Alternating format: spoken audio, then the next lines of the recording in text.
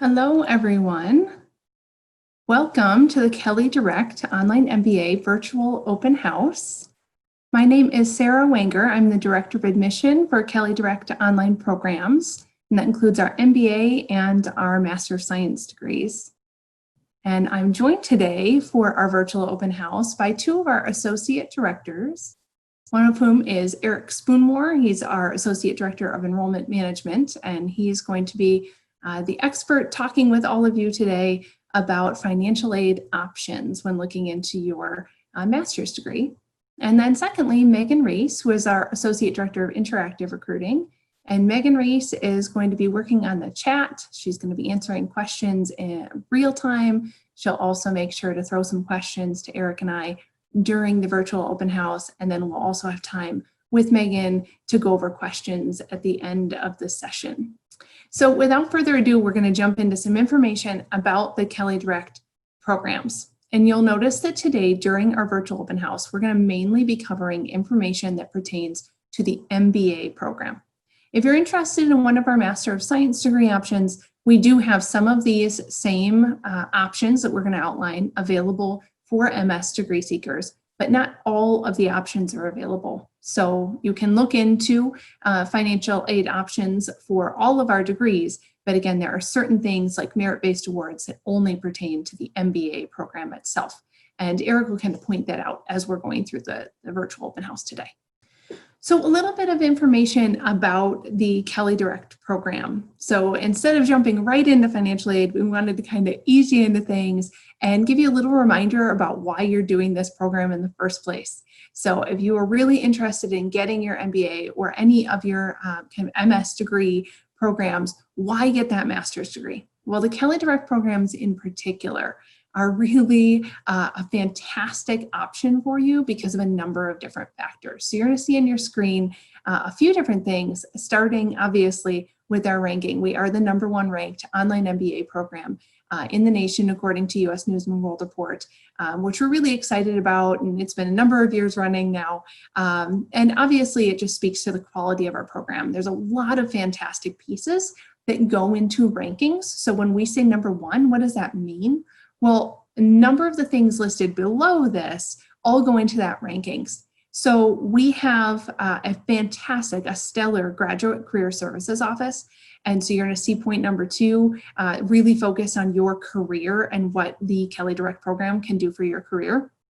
So again, graduate career services, an integral part of the online MBA experience. Pretty much from the time that you're admitted into the program, you're getting outreach from our grad career services office. You have access to a dedicated career coach if you're one of our MBA seekers throughout the program. And then of course, Kelley alumni receive access to the grad career services office for life. So once you're a Kelley alum, you can be calling back those career coaches and getting career advice throughout your career then, all the way up to the C-suite. Customizable curriculum. So our MBA is now half elective based. So that's a really key component of our program. When we went through curriculum review a year ago, we rolled out a brand new curriculum, and half of the program you get to customize yourself. So you really get to specialize and make it very particular to what you're looking for, whether that be business analytics, strategic management, finance. You have so many different options, entrepreneurship and innovation. We have 7 different options for you to specialize in, or you can dabble around in a variety of different electives. Lastly, real world application and broadening your horizon. These last two bullets, everything that we're doing is getting you out into the real world doing this work. Our applicants on average have 9 or 10 years of business experience already. So you're out there, you're doing the work. We want to make sure that everything we're giving to you is applicable to the real world. So not only here at home, but also on immersions around the world. So when we're giving you assignments, they are case-based. They're not simulations, they're real live business cases. You're working with real clients domestically and internationally. You are going on immersions domestically or internationally, taking you out in that business world and helping solve client cases across the globe.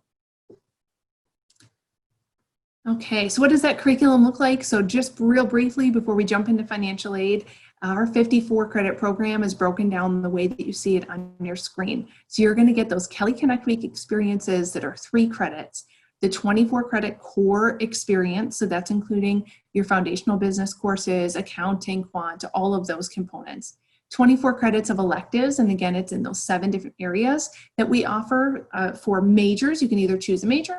You could add a few more credits and actually get a full second degree, a dual degree as an MBA and an MS. Or again, you can kind of dabble around. You don't have to major. You can just do your 24 credits in a full set of electives. And then 3 credits, particularly in our professional development and global perspectives realm. So that could be an immersion, that could be professional development course through our grad career services office. We have a number of different options for that as well. And then who are you going to be in classes with? Well, we have phenomenal students. We are so absolutely proud of our cohorts of students. And so what you're seeing on the screen really gives a really robust outline of kind of who's in our program. So our average age is 32, average GMAT score is around 640, 9 years of work experience, give or take, that 3.45 average GPA. And then we always get the question, how many of your students are military? As of our last cohort, we had about 11% military in the program, but that continues to rise. So investment. So now we're going to get to, you've thought about this, you've decided the Kelley Direct Online MBA is the best fit for you. Now you're ready to make that investment in your future. That's awesome. What does this investment look like? So the time investment. 2 years is about what it takes to do the program. You don't have to finish in 2. We give you up to 4 to complete the MBA program. We know that life will get in the way and things come up. But again, most people take around 2 years to complete. And then the financial investment, it's $13.80 per credit hour. And again, it's a 54 credit hour program. So the cost of the program is around just under $75,000. So you see the specifics in here. And again, that includes the cost of tuition. You would still have on top of that some of the pieces like cost of books, or if you choose to go on an immersion, you may have cost of airfare or things like that. But really that cost of tuition is the $74,520. And then there is some military funding options. So obviously we can go through those in detail with you, but we also have someone who's specific to our military students who goes through all of the options in detail. Sarah's absolutely fantastic. And so once you have been admitted into the Kelley Direct Online MBA program, you'd be working with Sarah pretty much throughout the time in the program, and she gets all of your questions about the military funding. So why are you going to make this investment? Well, it's absolutely going to be beneficial to your career. 29% of our students are reporting an average salary increase of about 29%, which is fantastic. And again, that graduate career services, we're number 2 in the world for graduate career services within our rankings. So again, our grad career services office is it's outstanding. It's really stellar, and it's going to help improve and help you get that momentum for your career that you're looking for.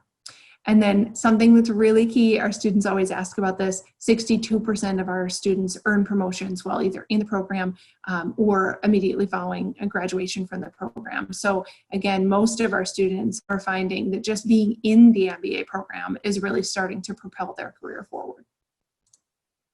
So I'm going to have Eric Spoonmore jump in now. Great. Thank you so much, Sarah, for the introduction. And as Sarah mentioned, my name is Eric Spoonmore. I'm the Associate Director for Enrollment Management with Kelley Direct Programs. I've been with the program for about 7 years, so I've worked through a lot of these questions about scholarships, and it's one of my favorite topics to talk to our prospective students about. So excited to be able to join you all today. So let's just go through what the merit-based awards look like. So these are for our MBA students only. Unfortunately, we don't have awards in place for our MS students, but MBA students are able to get merit-based scholarships. About 40% of our fall 2019 class secured a scholarship. And the way that these work it basically is a discount to the hourly rate of tuition. So I have seen awards as low as $100 per credit hour discounted and as high as $600 per credit hour discounted. So it can put a pretty good sized dent in the total cost of tuition if you're on the higher end of the award scale. The average total award that we see being offered to our students is around $12,500 for those 40% or so that are receiving an award. And the way that you would apply for a scholarship, we get this question pretty frequently: how do I apply for a scholarship? There really is no separate application process that you go through for a scholarship. It's all based on your application for admission. You'll be reviewed for scholarship support at the time your application for admission is being reviewed as well too. What are some of the determining factors for our merit-based awards? What our admissions committee is looking for, they're going to put a lot of emphasis on a few different criteria. The main criteria that we see is used as the GMAT and GRE test scores. So there's a lot of emphasis placed on those. And we can talk through some of the recent trends that I've been seeing.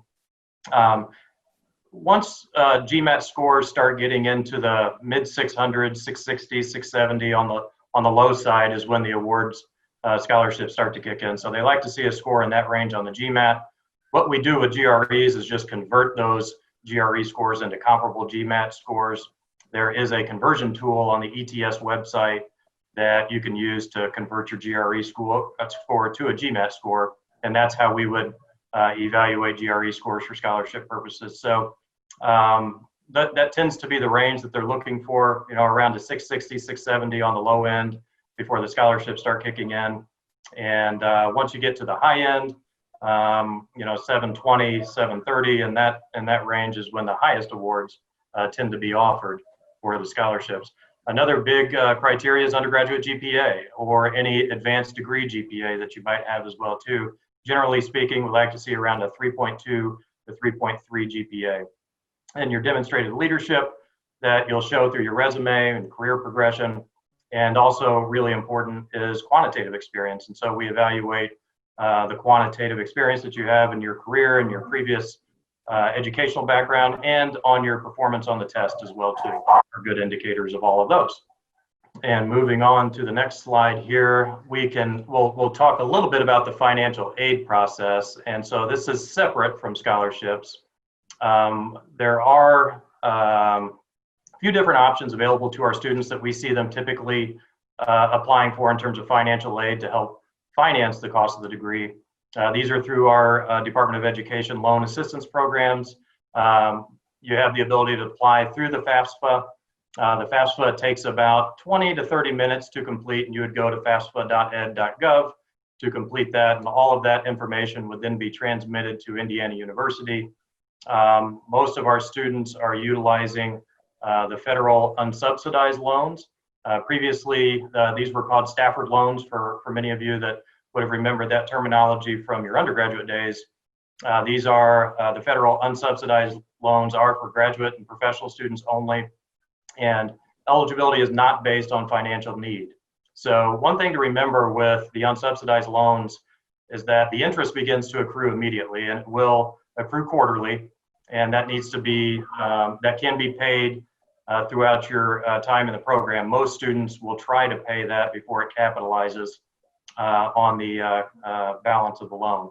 Another option is the Direct Plus loans. These are in addition to the federal unsubsidized loans. So this would bridge the gap between what the unsubsidized loans provide and what the total cost of attendance is. So the maximum that you can receive from the federal unsubsidized loans is a little over $20,000. So anything, and that's each year. So anything in addition to that, a lot of times we'll see students utilizing the Direct Plus loans. And then there are some external resources that we see students using, and we'll talk about some of those here in a minute, in addition to utilizing private lenders as well too. We'll talk a little bit about the FAFSA now, and this is the application that you'll use in the starting point for the federal aid process. And to apply, as I mentioned earlier, you would go to fafsa.ed.gov. It's a quick application, about 20 or 30 minutes or so to fill it out completely. Our school code for Indiana University Bloomington is 001809. And so by indicating that, and you would indicate any other schools that you would want to receive this information for, all of the application material would then be transmitted to our Office of Student Financial Assistance here on the Indiana University campus. And they would then be in touch with you on what your loan eligibility options are and what you qualify for.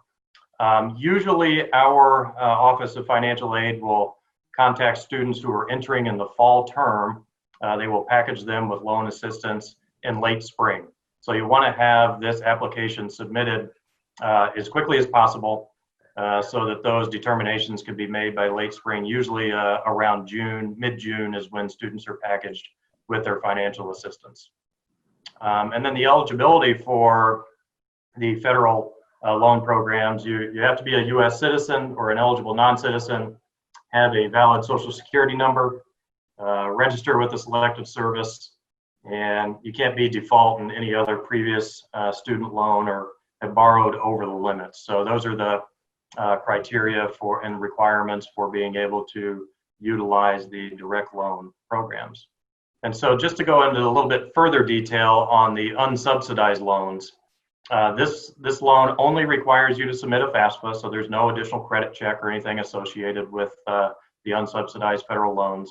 As I mentioned before, financial need is not a requirement, but you are required in order to receive this assistance to take at least 3 credit hours per academic term. And we operate on a quarter system, so that would mean taking one 3 credit hour course each quarter in order to maintain student loans for the year.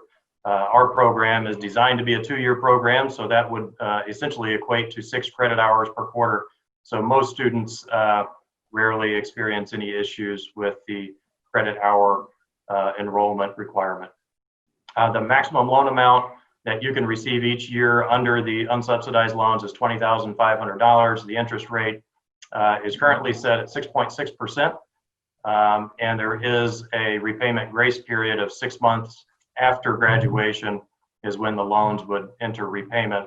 But again, remember that the interest is accruing throughout your time in the program. So to avoid the capitalization of the interest, always a good idea to try to pay that while you're in school, the interest costs. So now we'll go into some, on the next slide, some detail on the Direct Plus loans. And these are in addition to the unsubsidized loans that we just talked about. And it's a little bit, there are some differences to these. You still have to submit the FAFSA for the Direct Plus loans, but there is a separate loan application and a credit check that's required for this. So financial need, again, is not a requirement. You have to maintain the 3 credit hours per term enrollment requirement with these loans as well. And the maximum loan amount is essentially the total cost of attendance minus any other financial aid that you've received through other loan assistance programs or scholarships and so forth. The interest rate is a little bit higher with the Direct Plus loans at 7.08% currently. And again, the same repayment grace period with these as well too.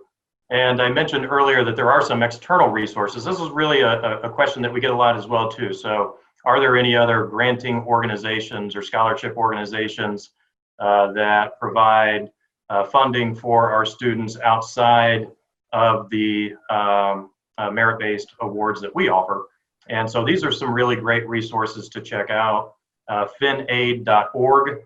It's a great online guide for financial aid for graduate students. Fastweb.com is another great one to check out.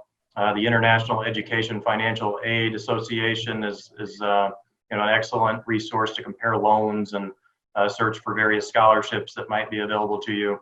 And then scholarshipsandgrants.us, I found there to be some really excellent information on there as well too. And then, just another mechanism to look into is your professional associations that you belong to. So we do receive a good number of tuition checks on behalf of our students from various professional associations.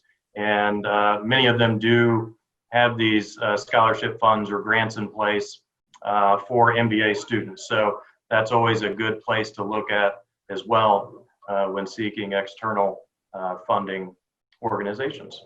Great. So I'm going to jump in here and talk a little bit about kind of the next steps.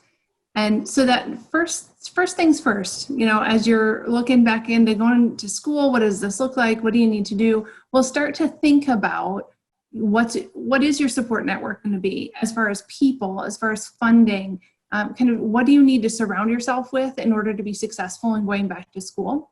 So think about things like the people in your life that you're going to need to help, with family members or help with caregiving, all of those kind of components, as well as just the time in your life for those live class sessions that we do have within our program. It's one of the beauty aspects of our program is that you get weekly live sessions with your faculty members and your peers via Zoom. Typically, we do things via Zoom, and so you do get that opportunity to really chat with people, talk with your professors on a weekly basis, kind of face-to-face via Zoom. And then do think about financial aid options, and that includes tuition reimbursement. Many of our students are under EdAssist. EdAssist is an option where you can receive a tuition discount through very specific employers who are EdAssist partners. So you can look into options like that.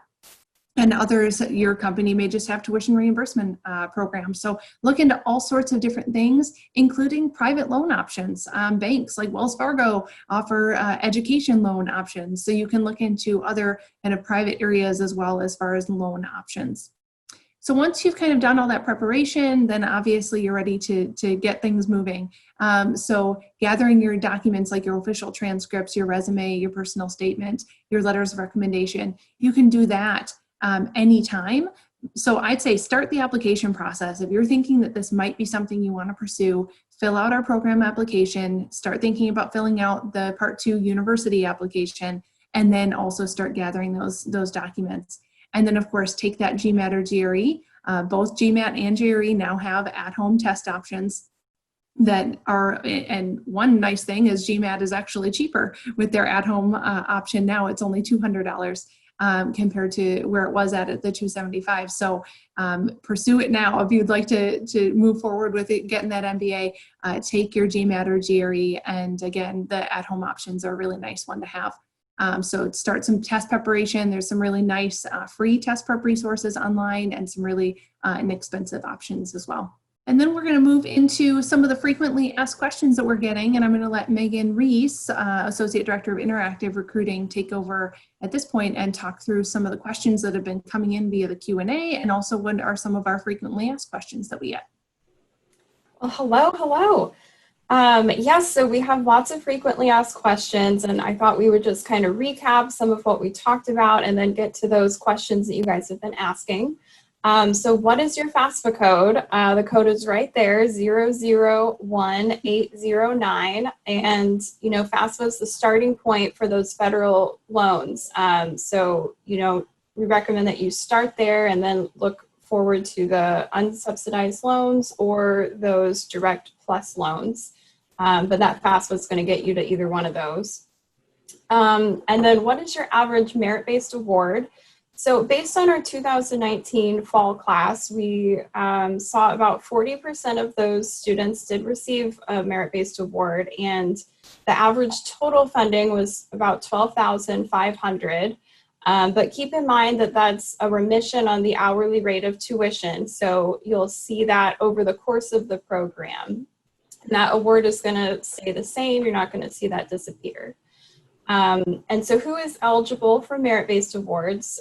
Those are our online MBA students. So if you're applying for the MBA program, how do I apply for that? There is no separate application. So that's the wonderful thing, is that you just apply for the MBA program and you'll automatically be reviewed for that merit-based award. So very easy. We try to make it as simple as possible.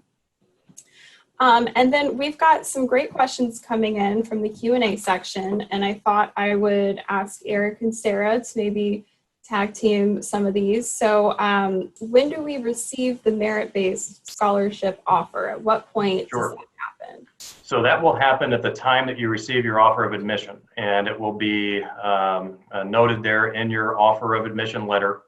You would also receive an email at the time that you're admitted into the program, and the award would be stipulated in that email as well too. So two different communications that go out. You initially get an email notifying you, and then we follow up in the mail with a hard copy letter as well too. Awesome. And we have a few international students, and they're wondering, can we please talk about the financial options that are available to international students? Sure. So all of our international applicants are considered for merit-based scholarships. And again, that would be based entirely on the merits of your application. And then the federal loan assistance programs, however, are reserved for U.S. citizens or permanent residents. And so if you're an international student without permanent residency, many times we will see them utilizing private lenders, various banks and so forth that have educational loans available. Tend to be the most common avenues. Great. Those are the main questions we have. The last question I have for you, Eric, is what are the next steps in the application process? How should students move forward at this point? So there's one question I see here is Puerto Rico international. No, it is not. Puerto Rico would qualify for United States citizenship. Next steps would be to start the application. And I see a lot of names here in the participant list of folks that I've worked with, and so it's great to have you all joining us, and a lot of folks that I haven't worked with yet. So start our application. You go to our website. There is a blue apply button on there, and that's what we call our Part 1 application. It's a quick 5-minute web form that you submit, and that gets you into our system. You'll be assigned an admissions representative at the time you submit that Part 1 application, and they'll be in touch with you to discuss all the next steps for submitting the remainder of the application, what we call our Part 2 application, and that's just the Indiana University Graduate School application. So that's where you would submit the bulk of your application materials, the personal statement, the resume, information for your references.